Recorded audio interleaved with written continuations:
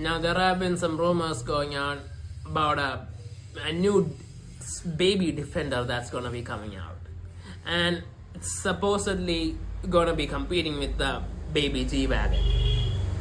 Now this is kind of intense considering that the baby G-Wagon hasn't even come out yet, and there's already a competitor for it coming. Now overall, I'm a fair big fan of off-road SUVs, and if a smaller, more budget-friendly option comes, I wouldn't have any issue with it. And apparently this new baby Defender is gonna be smaller than the other Defender, and I think it's gonna be the similar in size to the two-door Defender. Now I have no problem with that. That's more than enough. I mean, considering that it has to be cheaper, there has to be some compromise. You cannot make it as big as the other one, and that would cause issues with them competing with each other. But there is one thing that I'm hearing that I'm really concerned about. Now apparently this is gonna be an EV Defender. Now that might ruin everything. I mean, an EV Defender, now this is a rugged off-road SUV, and if it's smaller, then the battery pack has to be a certain size too. Now we don't know what kind of battery pack they can actually put in there, but an EV Defender, I don't know. I mean, especially considering that this kind of car that you consider an off-roader and going off-road with it.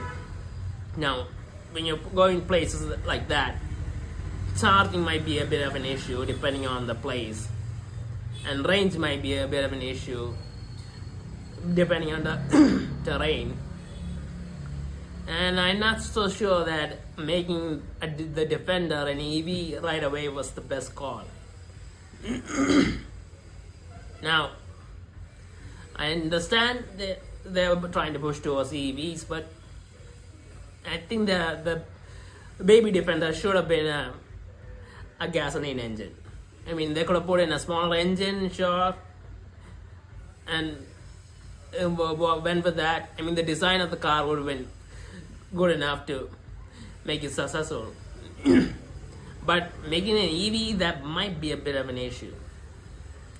Now the G-Wagon has an electric version, and that's reasonable considering the G-Wagon has such a big reputation. But the Defender, as much as everyone loves it, I don't think it's there yet. I don't think it has that much of a hardcore following that they'll just be okay with an electric Defender. And yeah, it's a bit concerning, and it's likely that it might happen. Now I hope that when the Defender, the small Defender, comes out, there's at least a gasoline version. Now if both of them are out there, I'm okay with it.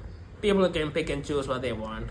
At least we get the option, and we'll see whether or not the Defender name's strong enough to boost EV sales. But if it's just an EV, it might be a bad choice. But we don't know when this is coming out yet, so maybe it might be a gas version, and I really hope so, because I mean, considering this is a new car, I really think they should bring out both options. And if they wanted to go EV, I think they should just go EV with the big Defender. I mean, the big Defender can get more range because it's a bigger car and a bigger battery can be put in, and maybe some more advanced stuff can put in to improve range, because of they can somehow justify a higher price for the bigger Defender. But the cheaper Defender, it might be an issue. Now let's wait and see what actually happens and what comes out. But yeah, I'm excited and a little concerned about the new Defender, the baby Defender.